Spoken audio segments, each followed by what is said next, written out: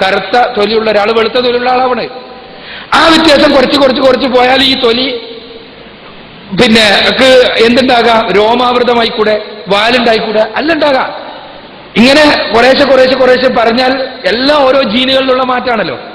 ആ ജീനുകളിലുള്ള മാറ്റം ഇങ്ങനെ വിശദീകരിച്ചാൽ എല്ലാം ഉണ്ടാകാൻ ചിലപ്പോൾ സ്ഥാപിക്കാൻ പറ്റും. ഒരു ഉദാഹരണം പറഞ്ഞുതരാൻ. ഒരു സ്കൂളിൽ ഒരു കുട്ടി ലോങ് ജമ്പിന് ചേർന്നു. സുഹൃത്ത് 11ാണല്ലോ, അപ്പോ സ്കൂളിലെ ഉദാഹരണം തന്നെ ആവട്ടെ. ലോങ് ജമ്പിന് ചേർന്നു. ഇപ്പൊ ചേർന്ന് ആദ്യത്തെ മാസം പിന്നെ കോമ്പറ്റീഷൻ നടക്കുന്നതിന് ഫസ്റ്റ് അദ്ദേഹം കുറെ പ്രാക്ടീസ് ചെയ്യാൻ തീരുമാനിച്ചു. അപ്പൊ ആദ്യത്തെ ദിവസം അദ്ദേഹം ചാടി നോക്കിയപ്പോ ഒരു 2 മീറ്റർ കഷ്ടി ദൂരത്തെത്തുന്നുണ്ട്. അങ്ങനെ അദ്ദേഹം 3 മാസം തുടർച്ചയായി പ്രാക്ടീസ് ചെയ്തപ്പോ 5 മീറ്റർ ദൂരം എത്താൻ കഴിഞ്ഞു, ചാടാൻ കഴിഞ്ഞു.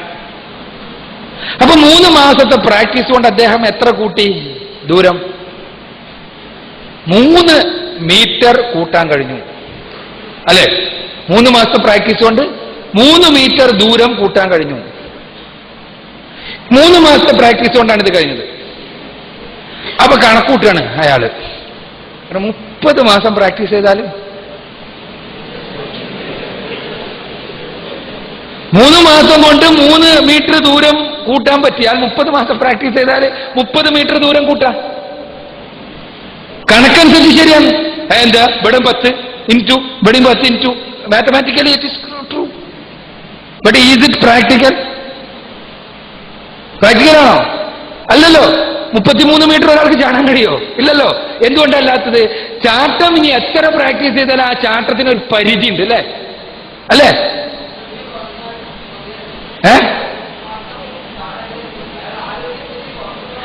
ആരോഗ്യസ്ഥിതി ഒന്നും പറയണ്ട. 30 മീറ്റർ ചാടാൻ പറ്റൂല. അതല്ല തർക്കിക്കരുത് മോനെ തന്നെയല്ല. ആരോഗ്യസ്ഥിതി ഇനി എത്ര കൂടിയാലും മനുഷ്യനാകുമ്പോ അയാൾക്ക് 30 മീറ്റർ ചാടാൻ കഴിയില്ല. ആരോഗ്യം എത്ര ഉണ്ടെങ്കിലും 30 മീറ്റർ ചാടാൻ ഒരു മനുഷ്യന് സാധിക്കൂല. അള്ളാഹു ആരോഗ്യം കുറയ്ക്കുന്നതുകൊണ്ടല്ല, മറിച്ച് അയാൾക്ക് നൽകപ്പെട്ട ഒരു കഴിവ് വെച്ചിട്ട് അയാൾക്ക് ചാടാൻ കഴിയുന്നതിനൊരു പരിധിയുണ്ട്. ആ പരിധിക്കപ്പുറം എത്ര പ്രാക്ടീസ് ചെയ്താലും അയാൾക്ക് കഴിയില്ല. ഇതേപോലെ തന്നെ എവല്യൂഷന്, മൈക്രോ എവല്യൂഷൻ എന്നുള്ളത് സ്പീഷീസിനകത്ത് നടക്കുന്ന മാറ്റാണ്. ആ സ്പീഷീസിന് പുറത്തേക്ക് ചാടാൻ ഈ എവല്യൂഷൻ കൊണ്ട് സാധ്യമല്ല, മ്യൂട്ടേഷൻ കൊണ്ട് സാധ്യമല്ല. അതാണ് ഇപ്പൊ ഞാൻ പറഞ്ഞത്. മനസ്സിലായില്ലേ? അങ്ങനെ ഒരു പുതിയ സ്പീഷീസ് ഉണ്ടായതായിട്ട് ഒരാൾക്കും തെളിയിക്കാനും സാധിച്ചിട്ടില്ല ഇതുവരെ. ഒരു പുതിയ സ്പീഷീസ് ഉണ്ടായതായിട്ട്. അതേസമയം സ്പീഷീസിനുള്ളിൽ മാറ്റം ഉണ്ടാകുന്നുണ്ട്. ആ മാറ്റം സ്വാഭാവികമാണ് താൻ. ഇനി പ്രധാനപ്പെട്ട വേറെ എവിഡൻസ് എന്താ? പാലിയന്റോളജിക്കൽ എവിഡൻസസ് ആണ്. ഫോസിൽ എവിഡൻസ് എന്താണ്? ഒരു ഏകകോശ ജീവിന്റെ മുതൽക്ക് മനുഷ്യന് വരെയുള്ള അതിന്റെ ഫോസിൽസ് ഇങ്ങനെ കിട്ടിയിട്ടുണ്ട്. അതിങ്ങനെ നിരത്തി വെച്ചാൽ ഏകദേശം ഒരു സീക്വൻസ് ഉണ്ട് എന്നുള്ളതാണ്, അല്ലെ? ഒരു സീക്വൻസ് ഉണ്ട്. എന്താ? ചെറുത്, പിന്നെ വലുത്, പിന്നെ അതിന്റെ വലുത്, പിന്നെ അതിന്റെ വലുത്, പിന്നെ അതിന്റെ വലുത്, പിന്നെ അതിന്റെ വലുത്. അതിന്റെ അടിസ്ഥാനത്തിൽ ഒരു എവല്യൂഷൻ ട്രീ ഉണ്ടാക്കിയിട്ടുണ്ട്. പരിണാമ വൃക്ഷം പലയിടത്തേക്കും പോകുന്ന ടൈപ്പ്, അല്ലെ? ഇതാണ് നമ്മൾക്ക് പഠിപ്പിച്ചു തരാറുള്ളത്. എന്നാൽ ഇത് എത്രത്തോളം അബ്സേർഡ് ആണ് നോക്കുക നിങ്ങൾ, എത്രത്തോളം ബേസ്ലെസ് ആണ് നോക്കുക. ഈ പാലിയന്റോളജിക്കൽ എവിഡൻസസ് എന്ന് പറയുന്നതന്നെ ബേസ്ലെസ് ആണ്. ഞാനൊരു ഉദാഹരണം പറയാം. ഇപ്പൊ ഭൂമി ഒന്നിച്ച് ഒരു ഷൂമാക്കർ ലെവിയെ പോലുള്ള ഒരു സാധനം വന്ന് ഇടിച്ച് നശിച്ചു എന്ന് വിചാരിക്കും. ഭൂമി ഒന്നിച്ച് നശിച്ചുപോയി. ഇപ്പൊ ഭൂമിയിൽ ജീവജാലങ്ങളൊന്നുമില്ല. അങ്ങനെ കുറെ കാലം കഴിഞ്ഞതിന് ശേഷം വേറെ ഏതോ ഒരു ഗ്രഹത്തിലുള്ള ജീവികൾ, ബുദ്ധിജീവികൾ ഭൂമിയിൽ വന്നിറങ്ങി. അവര് ഗവേഷണം നടത്തുകയാണ്. ഭൂമിയിലുണ്ടായിരുന്ന വാഹനങ്ങളെ കുറിച്ചാണ് അവരുടെ ഗവേഷണം. അവരെ എക്സ്കവേഷൻസ് നടത്തി അവരുടെ പാലിയന്റോളജിയിൽ അവർക്ക് കുറെ വാഹനങ്ങളുടെ അവശിഷ്ടങ്ങൾ കിട്ടി. 1 ചക്രമുള്ള സൈക്കിൾ കിട്ടി, 2 ചക്രമുള്ള സൈക്കിൾ കിട്ടി, സൈക്കിൾ റിക്ഷ കിട്ടി, ഓട്ടോറിക്ഷ കിട്ടി, ലൂന മുതൽക്ക് 650, 850 വരെയുള്ള മോട്ടോർ ബൈക്കുകൾ കിട്ടി. പിന്നെ കാറുകൾ കിട്ടി, പലതരം കാറുകളുടെ ഇത് കിട്ടി, ബസ്സുകൾ കിട്ടി, കപ്പല്, എയറോപ്ലെയിന്, അങ്ങനെ പലതും കിട്ടി. ഇതെല്ലാം അങ്ങനെ നിരത്തി വെച്ചു അവര്. എന്നിട്ടൊരു പരിണാമ കഥ അവർ പറഞ്ഞുണ്ടാക്കാന്ന് വിചാരിക്കുക. എങ്ങനെയാ? 1 ചക്രമുള്ള സൈക്കിൾ അങ്ങനെ പോകുന്നതിനിടക്ക് ഒരുപാട് തവണ വീണപ്പോ ആ സൈക്കിൾ പോരാന്ന് വന്നപ്പോ കുറെ കഴിഞ്ഞപ്പോ 2 ചക്രമുള്ള സൈക്കിൾ ഉണ്ടായി. ആ 2 ചക്രമുള്ള സൈക്കിൾ ഇങ്ങനെ പോകവേ കയറ്റം കയറേണ്ടി വന്നപ്പോ അത് ലൂനയായി. കൂടുതൽ വലിയ കയറ്റമുണ്ടായപ്പോൾ ഹീറോ ഹോണ്ടയായി, ബുള്ളറ്റായി, അങ്ങനെ അങ്ങനെ അങ്ങനെ പോയി 850 വരെയായി. അതൊരു പരിണാമ വൃക്ഷം. ഇത് തന്നെ ഇങ്ങനെ പോയി കൂടുതൽ ആളുകൾ കയറേണ്ടി വന്നപ്പോൾ ഓട്ടോറിക്ഷയായി, സൈക്കിൾ റിക്ഷയായി, അത് ഓട്ടോറിക്ഷയായി, അങ്ങനെ ഒരു പരിണാമ വൃക്ഷം. അത് തന്നെ കാറായി, കാറ് മാറി അതിൽ പല പല ജാതിയായി കാറ്, മൾട്ടി MPV എല്ലാം ആയി, അങ്ങനെ പോയി കൂടുതൽ ആളുകൾ കയറേണ്ടി വന്നപ്പോൾ അത് ബസ്സായി. ബസ് ഇങ്ങനെ പോകവേ ഒരു സമുദ്രത്തിന്റെ മുന്നിലെത്തിയപ്പോൾ ആ പരിണാമവൃക്ഷം രണ്ടായി പിരിഞ്ഞിട്ട് ഒന്ന് എയറോപ്ലെയിനായി ആകാശത്തു കൂടി, ഒന്ന് കപ്പലായി വെള്ളത്തു കൂടിയും പോയി എന്ന് പറഞ്ഞാൽ പാലിയോന്റോളജിക്കൽ എവിഡൻസസ് ഇതിന് മുഴുവനുണ്ട്. No missing links. എല്ലാറ്റിനും മിസ്സിംഗ് ലിങ്ക്സ് എല്ലാവരും വളരെ കൃത്യമായി എല്ലാറ്റിനും തെളിവുണ്ട്. അവർ ചോദിക്കുകയാണ്, എന്താ ഒരു ചക്രമുള്ളതെന്ന് 2 ചക്രം ഉണ്ടായിക്കൂടെ? ഉണ്ടാകാം അല്ലെ? അതേപോലെ തന്നെ ഈ മെഷീനുകൾ തമ്മിൽ ബന്ധമല്ലേ? അവർ ചോദിക്കുന്നു, എന്താ ലൂനയുടെ മോട്ടറും അതേപോലെ തന്നെ ഹീറോ ഹോണ്ടയുടെ മോട്ടറും തമ്മിൽ പല ബന്ധങ്ങളുമില്ലേ? ബന്ധമുണ്ട്.